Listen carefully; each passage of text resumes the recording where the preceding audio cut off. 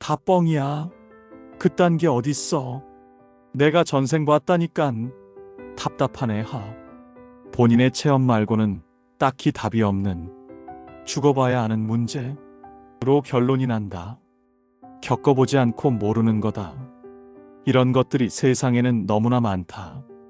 특히 영적 세계는 체험 삶의 현장 자체다. 자신이 믿는 종교적 신념 때문에 경험하고도 인정하지 않는 경우도 많다. 그러다 일이 커져 리콜할 수 없는 지경에 이른다. 특히나 대한민국에 사는 사람들은 다른 나라에 비해 영적인 기운이 강하다. 추정해서 100만 정도의 무속인을 봐도 알 수 있다. 그뿐이랴 세계 유래를 찾아보기 힘든 규모의 각종 종교단체가 빼곡히 집중되어 있는 유일한 나라가 바로 우리가 발딛고 사는 곳이다. 어느 민족보다도 파워 강한 영적인 기운을 가지고 있는데 다 그만한 이유가 있다. 윤회를 단편적으로 보면 환생 정도로 밖에 이해가 되지 않는다. 방송 매체로 접한 게 거의 전부일 것이다. 김철수라는 사람이 있다 하자. 김철수의 삶은 원생에서 출발해 현생에 이른다. 그렇게 39번의 윤회를 하게 된다. 그러니까 38번의 전생 과정이 있게 된다. 윤회를 한 번씩 할 때마다 죄를 짓게 되면 업장은 점점 무거워지고 삶도 힘들게 된다. 지금의 삶에서 나의 모습을 보면 전생 과정이 어땠는지 조금 짐작할 수도 있다. 그러니 누구 탓을 할 필요도 없는 것이다. 인간관계로 맺어져 있어서 선행을 했으면 현생은 행복한 삶일 테고 악행을 했으면 현생은 불행한 삶일 것이다. 앞에 여러 글들에서 밝혔듯이 죄업 닦으며 살아라는 지구의 탄생 이유가 이거다.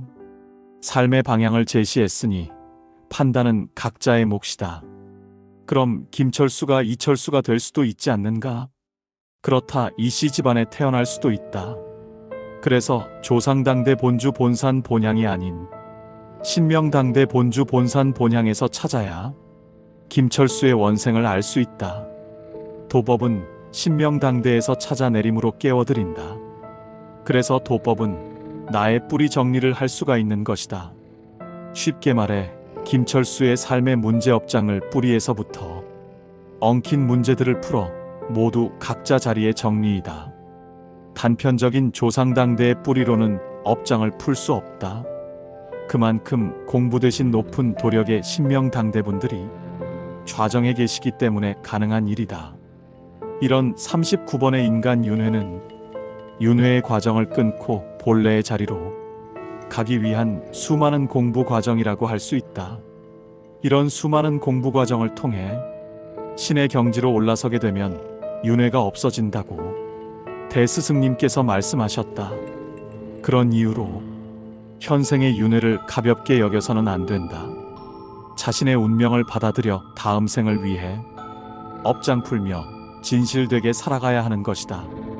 본래 상담이라고 하는 것도 이런 원생에서부터 현생까지의 전 과정을 살펴 문제를 파악하고 업장 풀어야 성부를 이룬다.